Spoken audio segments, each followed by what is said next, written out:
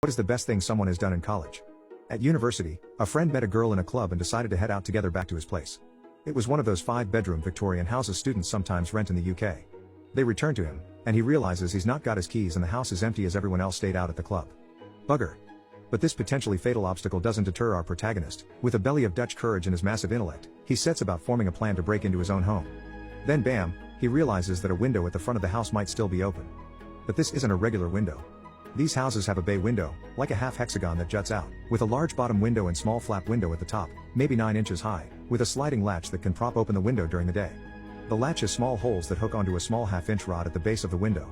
It's about 6 feet to the base of the flap. Sure enough, it's propped open, so he fancies his chances. The problem is that he can't get the leverage to push himself up through this gap. Again he weighs his options. So, sure enough, he asks his new acquaintance for a boost. She dutifully obliges, takes a knee, and clasps her hands together. If anything, she's as keen as he is to get inside. So he pushes off her hands and manages to get his entire head and torso through this flap, so his center of gravity is directly on top of that tiny rod that keeps the top flap open. Ignoring this discomfort, he realizes how epic a drop is on the window's other side. If he leans forwards and slides in, it'll be a straight 6-foot drop onto his head on the other side. But it's other than that, or give up. And he's come this far, so he decides to commit to the maneuver and style it out at the bottom with a sick ninja roll.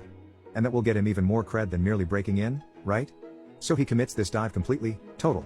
Body weight forwards, arms outstretched above his head, ready to absorb the weight of his body and deftly curl his knees up, complete this deft acrobatic move and go round and open the door.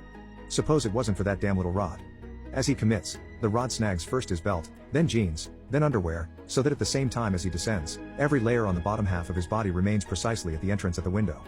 Then, as they reach his ankles, they catch entirely.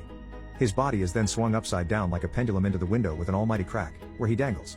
The girl, still in position from giving the boost, stands up to see this guy pinned upside down just inside his own home, crown jewels pressed against the inside of the window, completely unable to free himself. She gazes at what must look like a hot dog, and 2 meatballs slammed against a glass table meet her at eye height.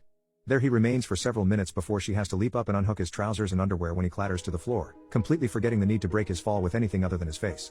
Somehow he gathers his composure, readjusts himself, and lets her in for the night. They are married now.